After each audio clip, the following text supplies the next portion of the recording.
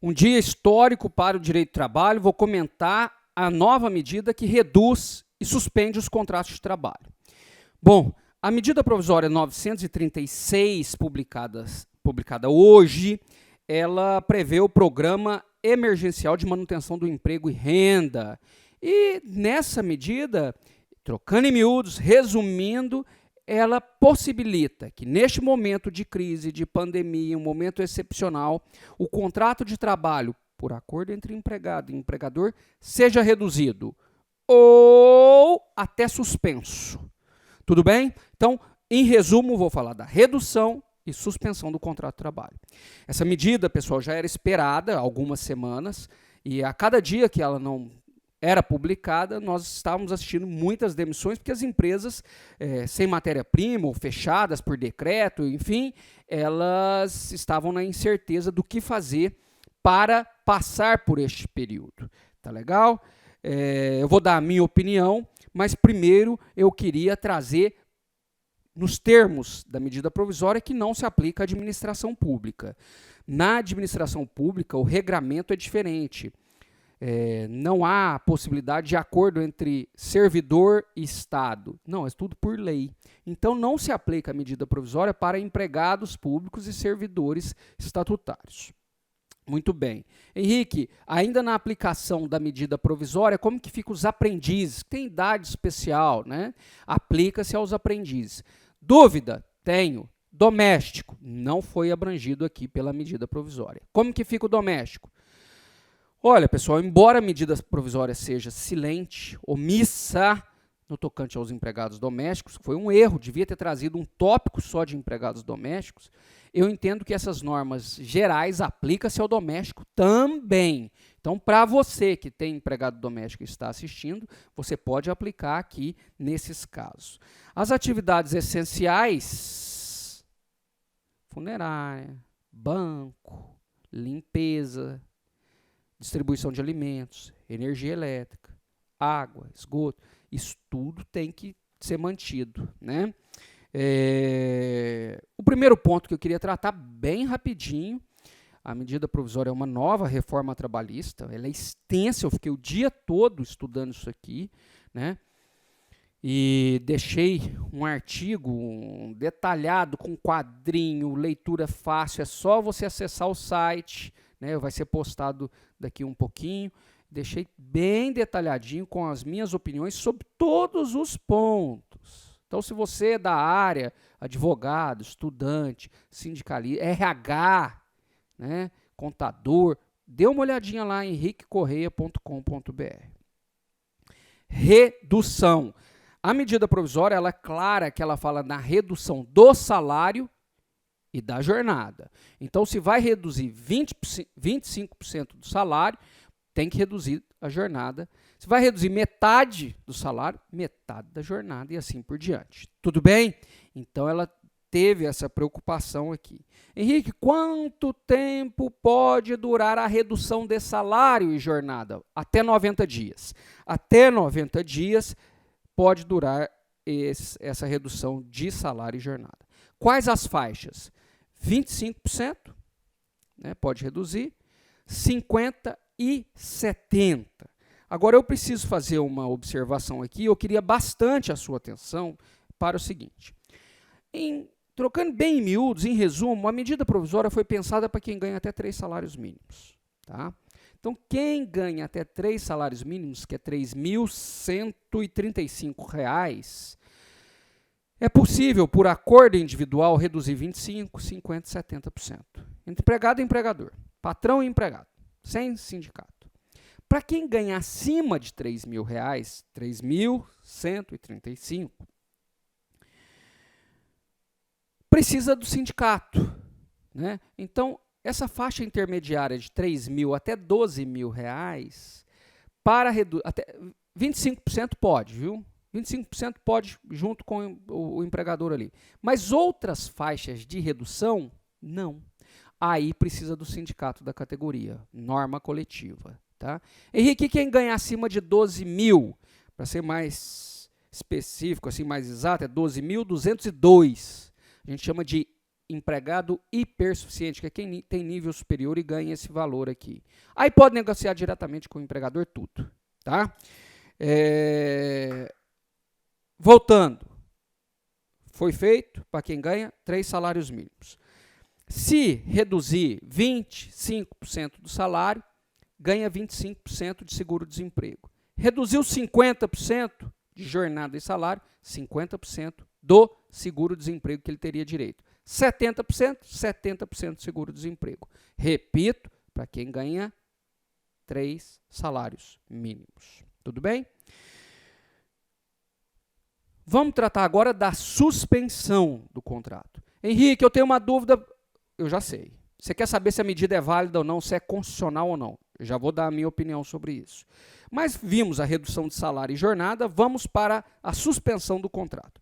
Suspensão do contrato, como está na minha mão aqui, ó, suspende o contrato e o trabalho, tá? Se ficar comprovado que ele estava trabalhando no período, é fraude. Tá? Tem que suspender o contrato.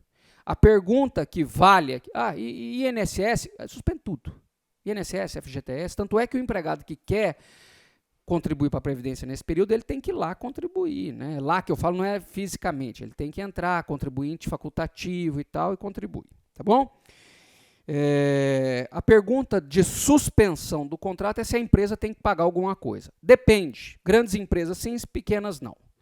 Grandes, que eu estou falando em pequenas, só para ficar didático. Eu vou colocar a faixa aqui. A empresa que teve o ano passado um faturamento acima de 4.800.000, acima de 4.800.000, ela tem que pagar 30% do salário. Abaixo desse valor, ela não precisa pagar nada. Suspende mesmo. Tá bom? E aí, como que fica esse empregado que ganha 30%, não ganha nada, né? Pessoal, olha, empresas pequenas, que eu estou chamando assim, essas que o empregador não é obrigado a pagar absolutamente nada, ele ganha 100% de seguro-desemprego. Até 3 salários mínimos, ele ganha 100% de seguro-desemprego. Eu deixei nesse materialzinho que eu escrevi as faixas de seguro-desemprego para você ver, né? Começa lá, 1.000 e pouco, vai até R$ 1.800 de seguro-desemprego. Nas grandes empresas, acima de 4.800.000 de faturamento ano passado, nas grandes empresas, como ela vai já pagar 30% do salário, ele ganha 70% de seguro-desemprego. Tá bom? Para quem ganha 3 salários mínimos. O seguro-desemprego precisa ter tempo de carteira? Como que é? Tem carência? Não. Se tem 1 mês de carteira, se tem 2 anos, tá? Não tem carência neste caso, tá bom? Se o empregador suspende o contrato e é uma pequena empresa, ele quer pagar alguma coisa, ele pode uma ajuda compensatória e tem totalmente natureza indenizatória. Não incide imposto de renda, não incide hora extra, não incide nada, tá bom? Então, é uma natureza indenizatória. Um ponto positivo, se pode ser assim dizer, da medida provisória, é que ela garante que terá estabilidade no emprego. Então, os empregados atingidos, seja pela redução, seja pela suspensão, não podem ser dispensados. Tudo bem? Se forem dispensados, tem que pagar uma indenização para ele. Tá bom? Henrique, qual o prazo dessa estabilidade? Depende. A redução de salário e de jornada pode ser até por 90 dias. De estabilidade, ele tem os 90, mais 90, período equivalente. A suspensão, por outro lado, é um pouquinho reduzida. A suspensão pode durar 60 dias no máximo. E de estabilidade? O período, 60, se for o máximo, aí, mais 60 dias. Tá bom? A norma coletiva local pode tratar de forma diferente, né? Com algumas particularidades que eu vou trazer em outros vídeos aqui para não ficar extenso. E para encerrar, 2 pontinhos. Eu quero tratar do intermitente e da inconstitucionalidade, se a medida é válida ou não ao meu sentir. Como mudou tudo, segundo até o Ellison falou assim, olha, quem estava aí na floresta, tal, chegou 2 semanas, mudou o direito de trabalho, tudo. O mundo mudou em 2 semanas, 3 semanas. Né? Amanhã começo a gravar no Aprovação PGE um curso de medidas excepcionais, detalhados, aspectos práticos, tá? porque assim, eu tenho recebido milhares de perguntas de pessoas do Brasil inteiro com dúvida, insegurança e tal. Então nós vamos gravar um curso lá detalhado. São 3 aulas, 2 minhas, são 4 aulas comigo, 4 horas comigo e 2 horas com o Ellison. Tudo bem? Intermitente. O intermitente, pessoal, é aquele que é convocado para o trabalho no Bob's, Habib's, tal. Ele pode ser convocado ou não, final de semana e tal. É um intermitente. Como que fica o intermitente com essas regras de redução, suspensão? Olha, o intermitente não são aplicadas essas regras. Ele receberá durante esse período aquele do trabalhador informal, R$600 por mês durante 3 meses. Tá bom? O intermitente pode trabalhar? Depende, na localidade, como que está o decreto, normas sanitárias e tal. Tá bom? Mas a medida provisória não proíbe o trabalho do intermitente. Vai depender qual atividade ele está, mas não há essa disposição na medida provisória. E para encerrar, a inconstitucionalidade. Até conversei com o Ellison hoje se a medida é válida ou não, estávamos discutindo, e isso nos toca. Porque esses vídeos acabam tendo projeção aí, né? E os livros, enfim. Então, Henrique, eu sou advogado trabalhista, eu sou trabalhador, sou empresário, né? Sou sindicalista, trabalho em RH, aplico ou não aplico? Olha, pessoal, a medida provisória é inconstitucional? É inconstitucional. Tecnicamente ela é, porque a Constituição fala que precisa de norma coletiva e ela fala que pode reduzir e suspender por acordo individual. Ela é inconstitucional? É. Aplica ou não aplica? Aplica. Por quê? Porque até ser apreciada, né, o que dá para ser feito nesse momento é isso. Há uma projeção de 12 milhões de desempregados durante a pandemia, se nada for feito para garantir emprego e parte do salário. E caso seja adotado, isso pode reduzir para apenas 3 milhões de novos desempregados. Né? Esses números são verdadeiros? Não são? De todo jeito é impactante. A nossa vida mudou.